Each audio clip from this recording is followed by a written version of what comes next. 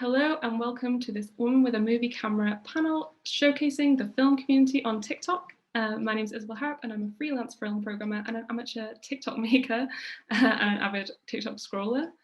Today I'm joined by Kaylin Meadows, Pavan Bivagu and Nurpan Dakal to talk about the emerging world of film culture on TikTok. So thank you all for coming and joining us from different time zones and everything. So I guess I just wanted to start the panel by asking the kind of simple question that I'm sure a lot of people who are watching are wondering, is what actually is TikTok and what do people do on there? I think there's a bit of kind of preconceived notions about what it might be, especially if you're a bit older. So I thought the best person to ask is our self-proclaimed TikTok scholar, which I'm just gonna keep using that phrase because it's funny, is Kaylin Meadows. And I was wondering if you would just maybe introduce yourself and answer maybe that question, what is TikTok? Yeah, I do kind of jokingly consider myself a TikTok scholar. I'm not really a creator myself. I just love watching film TikToks.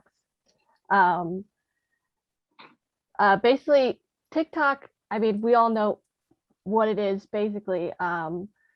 It's just an app for making and sharing vertical videos of any kind. There's kind of a stereotype that's just like kids dancing and stuff.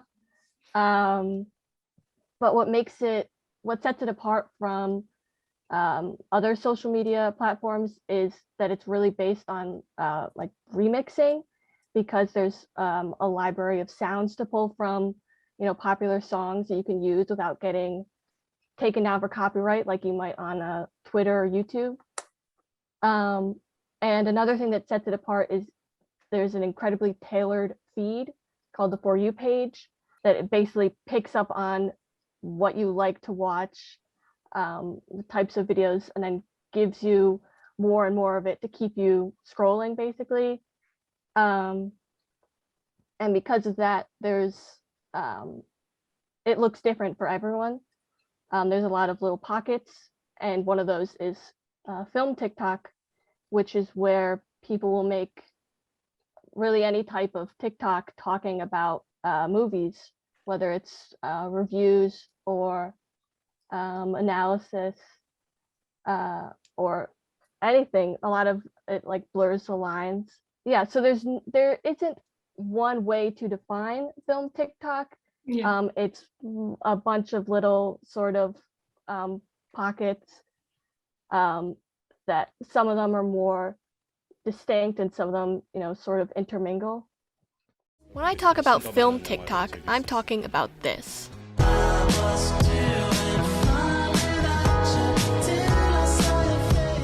And this.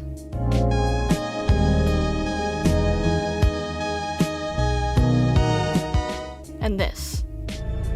What's your favorite scary movie?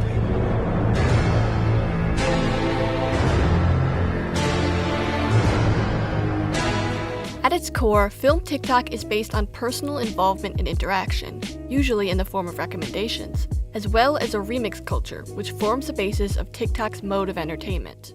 We have a couple of creators from the world of film TikTok with us as well today to kind of showcase a couple of the different kinds of videos. But like you say, obviously there's loads of different things on there. Maybe if you wouldn't mind introducing yourself, Pavan, and telling us a little bit about yourself and also what brought you to TikTok. Well, it is very addictive because I'm a writer, and I had, because of COVID and because of quarantining and everything that went on last year, had a lot more downtime than I thought I had. I think I always had the app on my phone and I would dip into it, but I never thought, like a lot of people I know who end up creating it, I was like, I'm never going to make anything. I'm always just going to watch. I'm just going to watch because I'm going to watch. And I think I got siloed into film TikTok, and it's very fast moving. A lot of film TikTok, there's lots of like people chopping together their favorites and like visuals that they really adore. And I had stopped watching films during a lot of the quarantine last year. I'd just gotten like tired of screens because obviously there's lots of Zooming and having to stay in contact with friends and family through screens. So I'd gotten really tired and I just wasn't watching films, but I got onto like the film TikTok For You page, and was just really kind of like reinvigorated again. And I initially just thought I would use it as a place to document what I'd been watching. And I'd always wanted to learn how to edit. And so it was this like really great space where I could like put up a little video. I didn't have to think about anything beyond 60 seconds and like just share what I was kind of like watching that day and commenting on it. And like, I didn't see it as being as like big as it's sort of become. It was just like, oh, I watched Portrait of a Lady and this is how I felt about it. I always really like YouTube essays and like the discussion that goes on YouTube, but it's just a really big commitment because with YouTube, you could just go as long as you want to go. And I really loved, especially about the moment we were in last year, that you could just put something up really quickly. It could still be thoughtful, but it could be quick. And so you wouldn't have to mull over it for too long. You could, just like slide it up there. Yeah, because making something on YouTube, it seems like a daunting process, but like because YouTube especially now is so much more established. And so with TikTok sort of kind of like being in like these early stages of sharing stuff, you're like, well, I can just share something, and you don't know if you're going to get like 50 people looking at it or 50,000 people looking at it. You have no idea. So you just have this freedom to kind of like play around and experiment. And the longer I've been on there, the more I can see that, oh, actually it's this really kind of like a community that is, if not established, but really is kind of establishing itself. Definitely, yeah. And I think like Kaylin said, like because Kaylin made a video essay called The Rise of Film TikTok, which is kind of what's made Kaylin the scholar. Yeah. And there is that thing about remixing that, nothing feels too precious, so you can throw some ideas up there and like you don't have to worry about being like, I guess, perfect or like knowing all your onions. Yeah, definitely. And like the pandemic definitely, I think, has probably affected a lot of people in terms of watching films, and also in terms of getting addicted to TikTok as just something to do. Like you said, that was in the video essay, Kaylin did say that was the time when it really boomed as well. So I think there's something about TikTok where you can take in, because the videos are really short, you can take in a lot of information in a really quick amount of time. I could be there for an hour and I've gone from like therapy to learning how to do a dance to something about film to something about like how to cook, and like my current favorite like creator on there is not a film one, but it's just someone who makes drinks. I'm like, oh, it's just like it's constantly moving, which is kind of fun about it. And when we were all sort of stuck in our homes and stuck in these small spaces, having that like level of like information just coming at us constantly is, I think, quite like calming or quite reassuring that there is still a world out there, even though you cannot be part of it right now. Yeah, definitely. Was that part of it for you, Nirupam? I'm not sure when you started. Oh yes, because I joined TikTok right in the middle of quarantine, because I was one of those, edgy people, I guess, who were like very against TikTok. I was like, oh, I'm not gonna go on there. It's not for me. But then during quarantine, I was like, you know what? Let me just download this. I don't know what this is, but I'm just gonna do it. And when I, went in on TikTok, it was like 20 different things at the same time, and I was like, this is perfect. It was like, just like Helen said, like food, drinks, and movies, and it was like everything I want right now is on this phone, and I love it. So yeah, that's how I got into TikTok. Was it the same, Kaylin? Like, is that when you got the idea for your video essay, and was it during the pandemic, or are you an early adopter? Well, I've had TikTok since like 2018, and I always just sort of went on there. But yeah, I definitely it definitely picked up when quarantine started. Yeah. Also, my sister is a film TikToker, and so we would always send stuff to each other and talk about it, and that I started thinking about it in a new light once I'd spend like, not really healthy, but I'd spend like hours in a day on TikTok, and I sort of realized like, okay, wait, these people are actually doing something really interesting on here, because I'm also, I'm a video essayist and I love watching video essays, and I saw a lot of similarities between TikToks and video essays, and being able to say something with words, but also with visuals. That really appealed to me, and I wanted to explore that more. So yeah, it was about like a year ago that I started really like gathering my thoughts and putting it all together.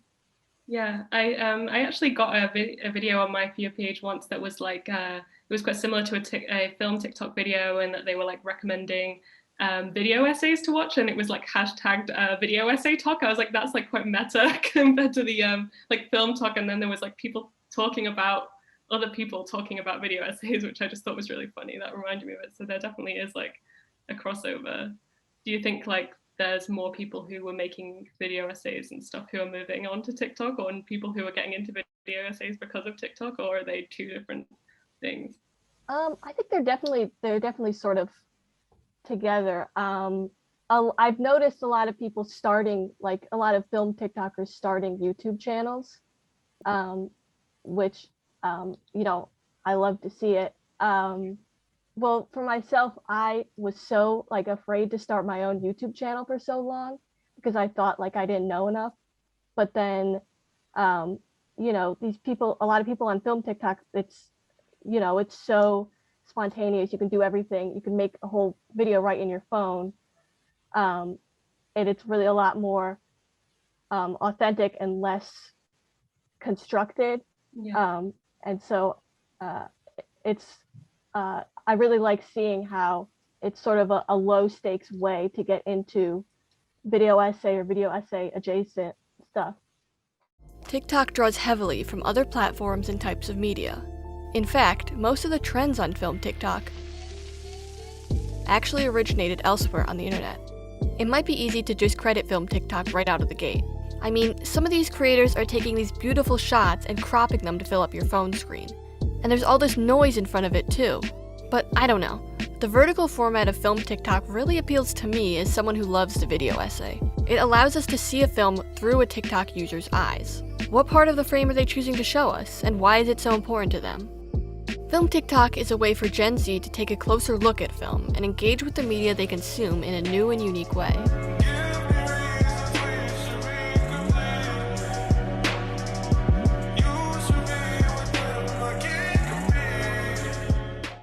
I see a lot of film talkers being encouraged by the people that watch their stuff to make, like, it's always like, oh, do you have a podcast? Do you have a, like, and I was always really resistant to it, because I'm like, no, I'm here because I like to just get in and get out, and because in 60 seconds maybe I can feel really authoritative, whereas like in over YouTube it's like it's so much more daunting. But it is a good gateway, and I have thought about maybe one day like moving it from just the 60 seconds to the, but I don't know. So I know, Nirupan, you started up YouTube. I did start it, but I haven't uploaded anything because I don't know if I can talk that long. So yeah. I was like, yeah, I'm just gonna stick to TikTok for now, but maybe one day, like I said, like, maybe. Yeah, I think that's a common feeling. It's either that or like, oh, start a podcast. You're like, I don't know, but that's so much talking. 60 seconds is a really, even when they gave us 3-minute videos, I was like, oh, this is a lot more. Yeah. Like I've got to scrounge together a lot more information. I like in my videos, I got it down to 9 sentences. I'd never need to write more than 9 sentences to fit inside a video. And I'm like, I don't, anytime that the thought of writing beyond 9 sentences is just like very daunting to me. I mean, I guess like if we want to talk a bit about the kind of videos, Pavan, Nirupan, you make, Pavan, your videos are quite like video essay style anyway. Did you go in thinking that's what you wanted to make? No, because I think the first video I did was just like a lot of editing together of, it was about hands-on film. So I thought I was going to edit together a lot of stuff and do a lot of kind of trope videos, because I felt like that was easy to do, and it got me practicing editing and I didn't have to talk too much. But then it's just as I was watching more movies and seeing what film talk was like, I guess started to try and be more thoughtful in the way that I was kind of presenting things. So I feel like I have 2 types of videos, which are videos that are just like really mini reviews on a film, And then the videos that I think are the ones that have been much more popular are the trope videos. So something that we all know exists in a film, but haven't quite stitched together the meaning of it. So like women in a red dress, what does that mean in a film? Or what does it mean when a woman looks in a mirror in a film? So stuff like that. So those are my two types. And it kind of just came organically. Like I said, I just tried to follow what I was interested in, and it broke down along those two lines. Like I don't think of them very much as video essays, because I just don't think there's enough information in them.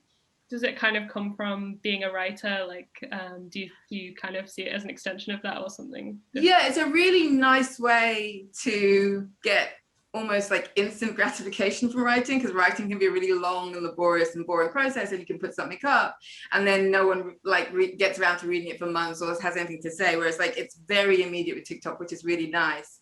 But also just because I obviously have just loved film for so long and have all these ideas about film I haven't really ever shared, because film can be a really like contested space, and because it can be very male, and because it can be very kind of like narrow-minded about what you can allow to be obsessed with. Like I've been obsessed with women looking in mirrors for a really long time, but never really been able to have a discussion about it where people were like, yeah, I understand why that would be an obsession. So it comes from just wanting to explore the things that I'm interested in a space where there isn't a lot of pressure to do that, but there is a lot of like, there's lots of really wonderful like I guess feminist like film criticism on there. There's lots of really like good alternatives to like loving The Wolf of Wall Street. I love The Wolf of Wall Street, but like in that simple way, you know. Yeah, totally. I guess like the algorithm brings you people who are like you, or interested in things like you, like exactly, the wonderful For You page where like if people don't like it, they don't get it, they just scroll on and they never have to see it again. And the people that do, like, they interact, and then you get more of that. So yeah. But Nirupam, your videos are, I find like your videos, you have a lot more like of humorous and like kind of the trends of like the sounds and, you know, a green screen or whatever, just talking. It's like less, yours feel a bit like spontaneous and not like someone's necessarily sat down and like, I mean, obviously you do have like amazingly edited ones as well, but I like that yours, you have a bit more of a sort of, yeah, just you'll be like, I'll go on my For You page and I'll get quite a few of yours in a row, and some of them will be really funny, and then some of them will be like a really interesting edit of like, or a recommendation. I do whatever I feel like, because I just go on there and like, you know, the idea comes in my head. I'm like, oh, this is funny. I need to do this. And it's really something about Octavia Spencer. And I'm like, you know what, I'm going to do this. So that's how, mine isn't like one thing, but one main thing about the whole account is actresses. Because just like Pavan said, like a lot of Wolf of Wall Street when I first joined. It's still like that. So I was like, Wolf of Wall Street, Interstellar, yeah. Yeah, oh my. And it's always like Daniel Day-Lewis screaming. Yeah. Lots of like best male performances, and it's just men crying, and you're like, oh, but performance is so many things. Why are we just looking at men crying? Like, yeah. The reason why I chose, like, I only do actresses is because I commented on someone's video. It was like best performances or something like that.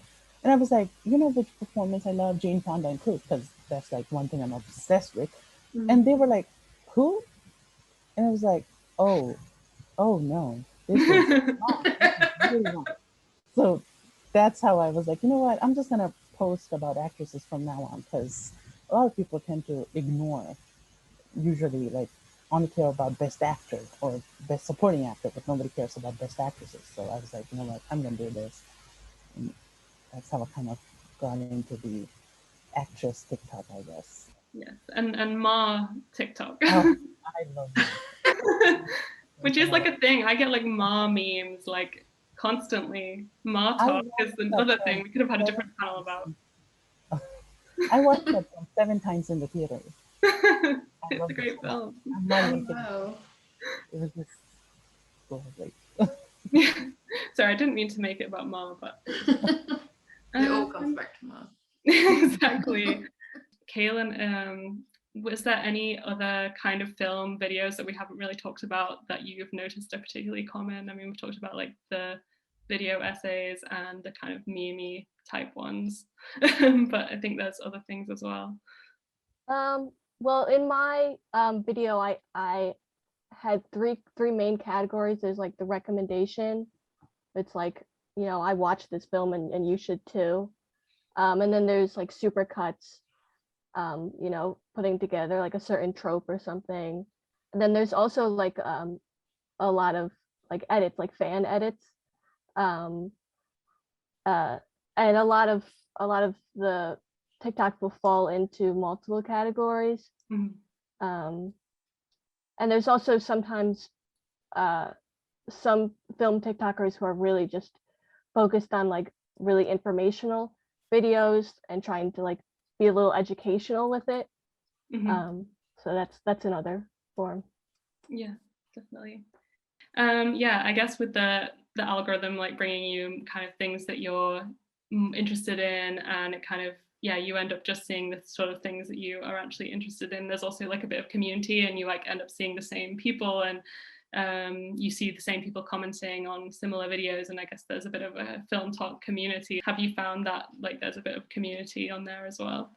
Oh yes, Kevin did voiceover for my Sarah Paulson video, and it was so fun. Um, I always like look for other film talk creators who can, help me voice certain videos about like actresses and everything. So yeah, it's a really good community. Like once you find the people that you kind of gel with, it's really like a great community.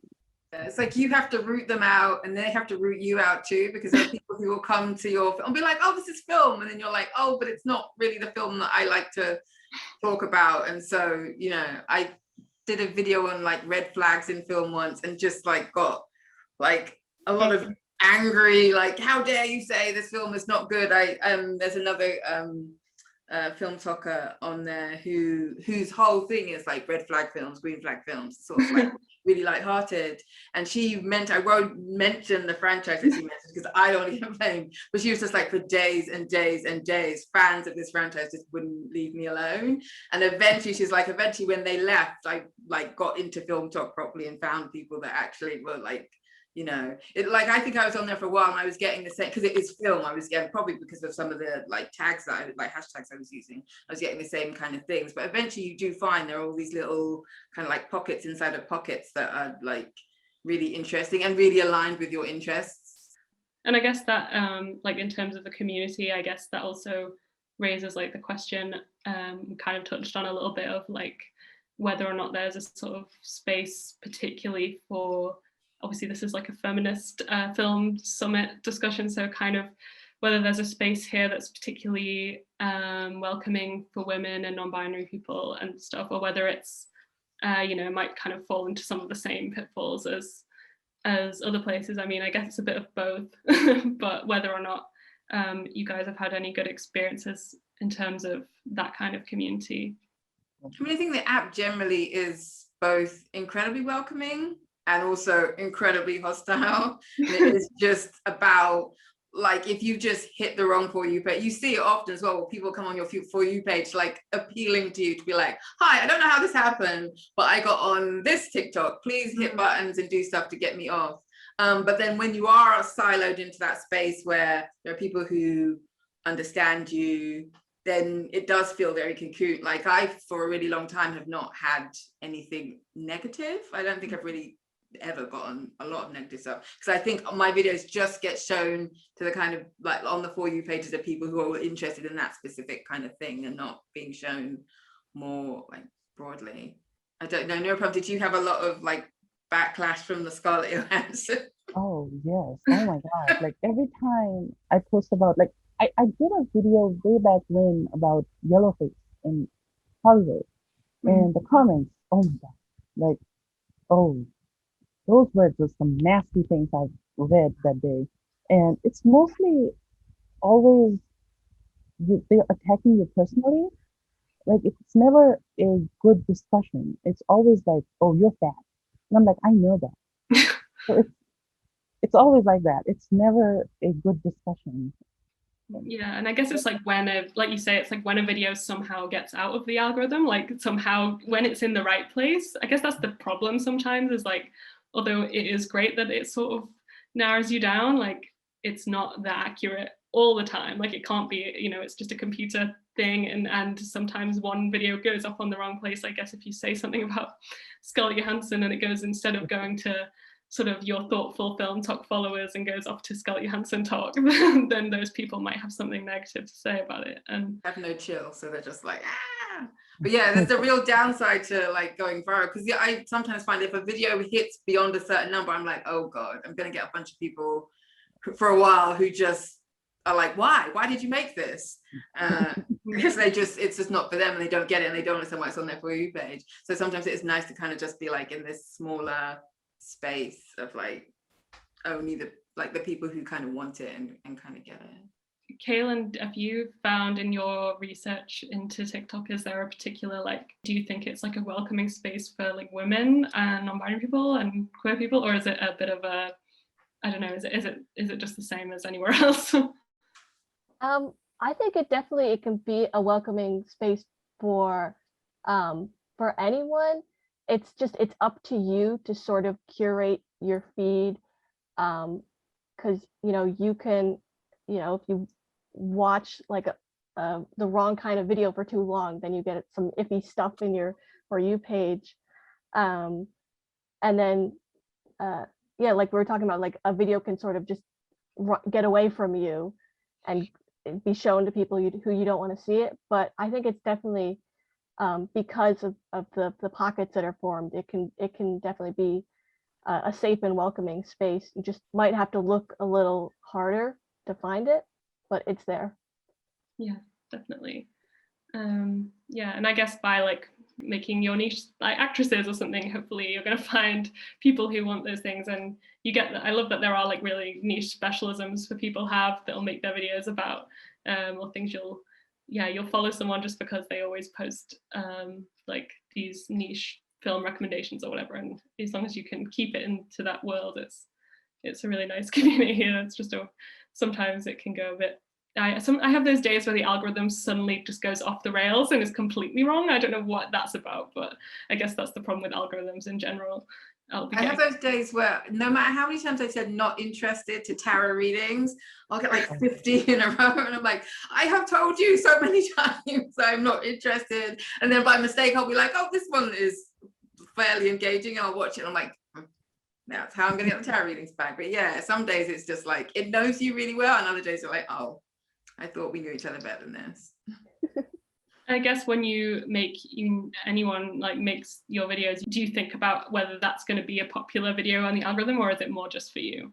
So a few days ago, I posted a video from Dracula for my monologue series. And I was like, oh, I know this won't go anywhere. And I was right. It had like 500 views, but that's like just from my followers. It never went to the For You page. So I was like, yeah, I kind of knew that. So sometimes we know that it's not going to be anywhere. Yeah, I think as a general rule, I feel like I know it's going to go to like those 1,000 people, and I don't expect it to go beyond that. Like I haven't kind of, and sometimes you do catch yourself going, oh, this is going to be like, oh, I think people are really going to respond to this, and then like nothing. And you're like, oh, it's like a weird like and stuff that, I put stuff up there. I think one of the first ones that went really, really big was like about Paddington 2. And it was just something, I was not in London at the time, and I just wanted to do a video about London, and my children are obsessed with Paddington 2. And so I just sort of watched it for the 50th time and just put up a video, and it is still the most popular video. I still have people every day just being like, I love Paddington. Like, oh, this is really surprising, because it doesn't feel very, like in terms of like film talk, it doesn't feel very sophisticated, it doesn't feel very like, but it's just like people love Paddington. So you kind of like, you know. I mean, I'm all about Paddington and Paddington 2 as well, so I support that. I probably got that one as well. I guess my big question to everyone would be, what would you say to someone if they haven't downloaded the app already? Why should they investigate the world of film TikTok? Pavan, you can go first if you want. God. I don't know. I think it's like Kaylin pointed out the various different categories. It's like you can get on there and you can see things that kind of inspire you because they're nice cuts, or you can see things that are like led by fans' inspirations, but also there's learning as well. I think there's lots of like wanting to share like why films are enjoyable, but like what films are enjoyable, but also why films are enjoyable, and like how a film comes together.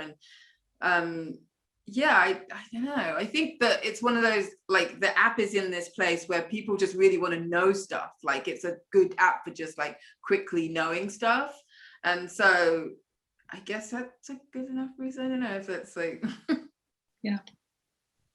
Well, I think people should join TikTok, or at least Film Talk, because sometimes you find movies that you would never even think about. I look at like the videos and I'm like, wait, what is this movie? I need to watch this. And then I watch it and it becomes my favorite movie of all time. So I think just for that reason, to get, you to know new movies, I think it's a really good space. like movies and actresses, and because people are like putting this stuff up just because they enjoy sharing it, it gives you new context on things as well. Like Yeah, definitely. Like, I mean, even there was one you shared, like one of your last videos. What was the name of the film? And it was like maybe like a rom-com. House Sitter. I was like, I've never heard of this, but I was like, went on my Letterboxd and like put it as my, on my watch list, because I was like, well, there's someone out there who is willing to say, I really like this film and here's why, and it might be something. And like, it might be worth watching. Yeah. So you can amazing recommendations. And there's someone I've recently just followed who's been doing some really good recommendations, and I wish I had their name right now, but I might like post it on my Twitter if anyone watches this is interested, because there's another one I've just seen recently that I really enjoyed as well. But yeah, like you say, recommendations is definitely one thing. Have you got any other compelling selling points not paid by TikTok to say, Kaylin? I think one thing to keep in mind if you're, diving into TikTok and film TikTok is none of it is really like new. You can find a lot of the same ideas and information on Letterboxd or Twitter, but it's on TikTok, it's in a new form. And I think it's my favorite part is seeing how people, play with the material, playing with the popular trending sounds or the or films that they like, and mixing and matching, and so I think I don't know, it's just very cool to watch film TikTok. So I think anyone should do it. No, that's a really good point. Yeah, I agree. It's so like, some of them can just be so like fun, and it doesn't have to be about, it's like the most amazing point that you haven't heard before, but it's just like, it is a fun, that's the main thing. Like, you can go on there and you can just watch, you can ignore the edit essays and the deep stuff if you want, and just watch people making like funny sounds, you mixing the sounds in videos, and or like really great like mixes to music and stuff, and it can just be like a fun way of consuming film stuff as well. So you can have that choice of curation as well, definitely. It's been really interesting, but I think that's all we have time for. But thank you so much, Kaylin, Pavan, and Nirupam for joining us. And I hope everyone who's watching enjoys the rest of the summit. I'm also, I should also ask if you want to plug your TikTok names or your YouTube name in Kaylin's case. If you want to go around from Pavan.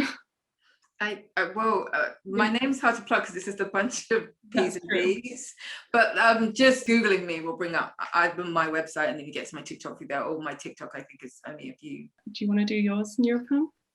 I am hugeasmammoth.film on TikTok. And Kaylin, do you want to do yours? Yeah, you can find me on YouTube. My username is Kiki Crazed. I have a TikTok. The username is Kaylin with a 1 instead of an L. And I want to shout out my sister, because she's the reason that my video exists. Her username is Blue Emmy Lou. I didn't know she was your sister. That's great. We all know who that is. So famous right now. I'm actually also, if it's okay, I was going to do a plug on your behalf, Kaylin, because I know that you're doing another panel for the Cinema Rediscovered Festival, and I just want to plug that as well, because I think if anyone's watched this and is really interested in film TikTok, I know Kaylin will be involved again in another conversation at Cinema Rediscovered called The Rise of Film TikTok on Friday the 30th of July. And it's free, so people should go research that as well. I think the details will be below this video for that as well. Thank you all again for taking part, and thank you to everyone who's watching. Bye.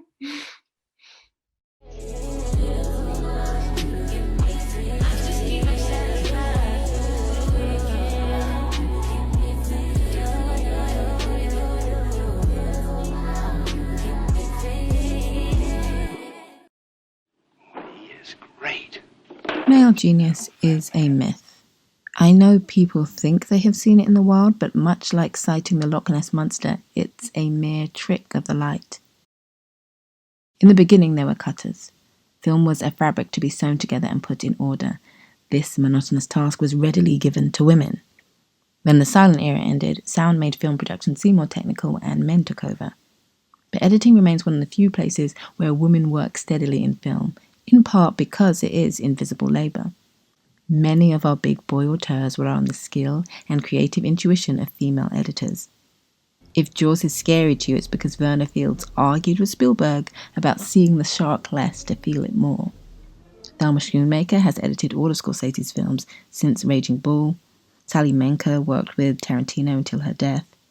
Lots of the films that we acknowledge as masterworks have had essential creative input from women.